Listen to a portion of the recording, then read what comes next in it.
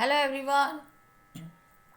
आज हम BCom semester 5 उसमें cost and financial accounting amalgamation chapter, उसमें ऑलरेडी हमारे 3 लेक्चर्स जो है वो अपलोड हो चुके हैं। आज हम उसमें आगे बढ़ रहे हैं। तो आज मैंने यहाँ पे लिया है सम नंबर 10 जो पेज नंबर 330 तो उसकी डिटेल्स जो है वो अवेलेबल है। डिटेल्स बहुत बड़ी होती है इसलिए टाइम ज़्यादा कंज्यूम हो रहा है, इसलिए मैं डिटेल्स अभी पढ़ नहीं रही हूँ। प्लीज़ आप देख लेना कि वहाँ पे बैलेंस शीट दिए हुए हैं और अदर इन्फॉर्मेशन। तो अदर इन्फॉर्मेशन जो है वो मैं पढ़ रही हूँ, तो प्लीज़ आप बैलेंस शीट वगैरह अपने हिसाब से देख लेना। ओके, अदर इन्फॉर्मेशन में क्या कहा है कि amalgamations, the main condition of amalgamation were as under. Okay, तो उसके बारे में उन्होंने हमें कहा है कि हीरा लिमिटेड जो है उसकी गुडविल की कैलकुलेशन कैसे करनी है। तो goodwill of the company was to be calculate at twice the total profit of the past 3 year. Average profit of the last 3 year is 2500. Book value of land and building is 20% is less than the market value. मैंने आपसे कहा है कि अगर हमें market value दी हुई है तो हमें मार्केट वैल्यू ही कंसिडर करनी है, ना कि book value. Okay, and land and building were to be taken at the market price. यहाँ पे पर्टिकुलर कहा है कि मार्केट प्राइस, लेकिन अगर नहीं भी कहा है तो भी हमें मार्केट प्राइस ही लेनी है। Investments except that of ₹1500 and cash are not to be taken. Okay, मतलब कि 1500 के सिर्फ इन्वेस्टमेंट्स हमें लेने हैं और कैश जो है वो नहीं लेनी है। Debtors require provision of 10% as bad डेब्ट reserves. A claim of 500 is accepted by the company against the Workman Compensations Fund, which will be paid by Hira and Moti Limited in the future. The purchase considerations will be discharged as follows.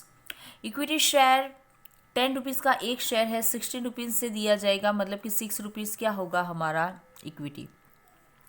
10% is news company debenture to be debenture holder of old company in such manner that debentures holders of the old company do not sustain any interest loss in the future. Balance amount is rest. आप यहाँ पे देख सकते हैं कि goodwill दी हुई है। Goodwill दी हुई है तो उससे क्या होगा, net assets and purchase considerations, purchase price दोनों की वैल्यू क्या होगी, सेम। ओके, तो इसके ज़रिए हम इक्विटी शेयर नंबर हम ढूंढ पाएंगे। अब मोती लिमिटेड को कैसे पेमेंट हुआ है और उसकी कैलकुलेशन कैसे है।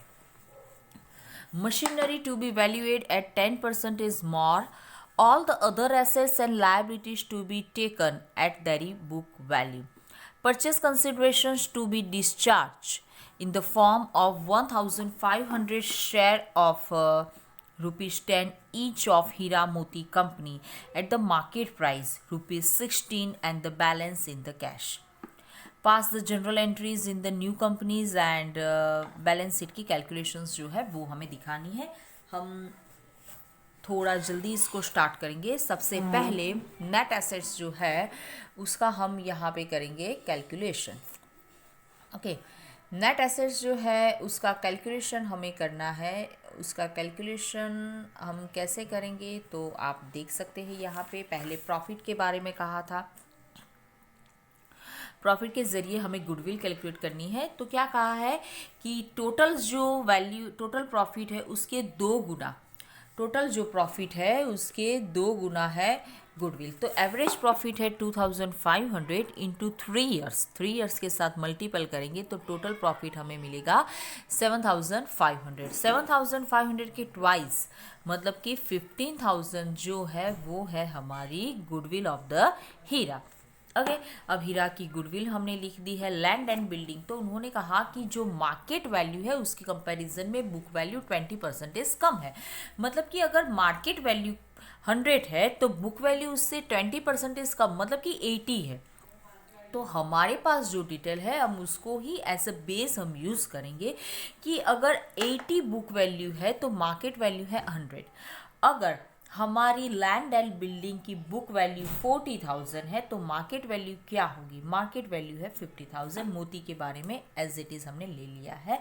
इन्वेस्टमेंट्स, तो हीरा के इन्वेस्टमेंट्स उन्होंने कहा है सिर्फ 1500 के इन्वेस्टमेंट्स लेने हैं। इन्वेस्टमेंट्स है टोटल 5000 के हीरा के, लेकिन सिर्फ 1500 के ही लेने हैं, तो 1500 के ही लिए हैं, रेस्ट हमने नहीं लिए हैं। मोती के कोई डिटेल्स नहीं है। डेटर्स में 10% बैड डेट्स कहा है, बैड डेट रिजर्व के बारे में, तो वो हमने यहाँ पे 10% रख दिया है। मशीनरी स्टॉक ले लिया है, कैश नहीं लेने के लिए कहा है, तो हीरा की नहीं ली है, मोती की हमने ले ली है। इस हिसाब से ये है हमारी टोटल एसेट्स। अब जाके लायबिलिटीज़, तो हीरा के 500 क्लेम वर्कमैन कंपेशंस फंड्स के लिए 500 का क्लेम हमने एक्सेप्ट कर लिया है, तो उसको हम लायबिलिटीज़ में लेंगे।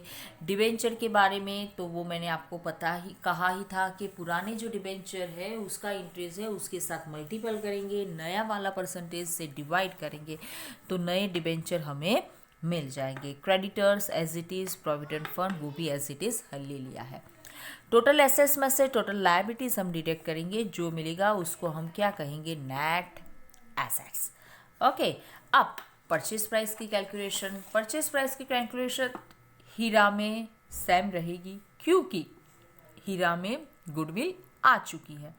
ओके, इक्विटी शेयर, अब देखो कैसे हमने किया है, तो नेट एसेट्स कितनी है 80,500, तो 80,500 मैंने यहाँ पे एज इट इज़ दौर पे रख दिया है। ओके, अब उसको इक्विटी शेयर हमें कैसे देने हैं, तो उन्होंने कहा है कि 500 उसको पहले तो हमें देने हैं इक्विटी शेयर, तो इक्विटी शेयर के बारे में कुछ नहीं कहा है, तो पुराने थे वैसे तो देने ही है, मतलब कि 5,000 इंटू 10, 5,000 इंटू 6, क्योंकि 16 रुपये के दौर पे दिए हैं तो 6 रुपीज़ हो गए हमारे प्रीमियम। 80,500 टोटल है, तो रेस्ट क्या मिला हमें, कैश। उसी तरह होगा मोती का। ओके, तो इस हिसाब से हमने परचेज प्राइस का भी कैलकुलेशन कर दिया है। जनरल एंट्रीज, तो जनरल एंट्रीज मैंने आपको पहले भी आगे के सब में मैंने एक्सप्लेन कर दिया है, तो प्लीज़ आप अच्छे से उस हिसाब से इसको देख लेना। इसके पीछे हम टाइम जो है वो हमारा वेस्ट नहीं कर रहे हैं।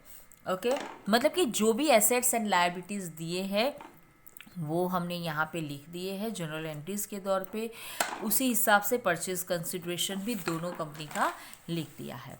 ओके, और अब आगे हमें देखना है उसका बैलेंस शीट। तो बैलेंस शीट भी मैंने आपसे कहा है कि हमने जो जनरल एंट्रीज है उसी के बेस पे हम बैलेंस शीट जो है वो भी रेडी करेंगे। तो जितने भी इक्विटी शेयर कैपिटल क्रेडिट हुई है सभी का टोटल करके इक्विटी शेयर कैपिटल, उसी हिसाब से सिक्योरिटी प्रीमियम जो क्लेम हमने लिया था वो भी लायबिलिटीज़ के साइड आएगा। जो भी लायबिलिटीज़ है वो सभी लायबिलिटीज़ दोनों कंपनीज़ के टोटल करके यहाँ पे मैंने लायबिलिटीज़ लिख ली है। उसी हिसाब से मैंने गुडविल भी लिख दी है और सभी एसेट्स उसी हिसाब से। आपको जो देखना है वो है कैश, तो कैश भी जो ली है नेट एसेट्स में वो लेनी है और परचेज कंसिडरेशंस के तौर पे, और कोई एक्सपेंसेस हमने पे किया है तो उस हिसाब से हमने जो कैश उनको पे की है वो कैश सिर्फ हमें माइनस करनी है। इस हिसाब से मैंने लायबिलिटीज़ और एसेट्स पूरी लिख दी है, दोनों साइड का टोटल करेंगे तो हमारी बैलेंस शीट्स जो है वो इक्वल हो जाती है। ओके, आज भी हमने ये जो सम किया है उसकी भी पूरी पीडीएफ की लिंक मैंने डिस्क्रिप्शन बॉक्स में डाल दी है, तो प्लीज़ आप वहाँ से देख लेना। आप जैसे ही क्लिक करेंगे मुझे रिक्वेस्ट मिलेगी, मैं एक्सेप्ट करूँगी, तुरंत आपको पीडीएफ मिल जाएगी, तो प्लीज़ आप वहाँ से एक बार देख लेना। And now thanks for watching, bye bye, take care.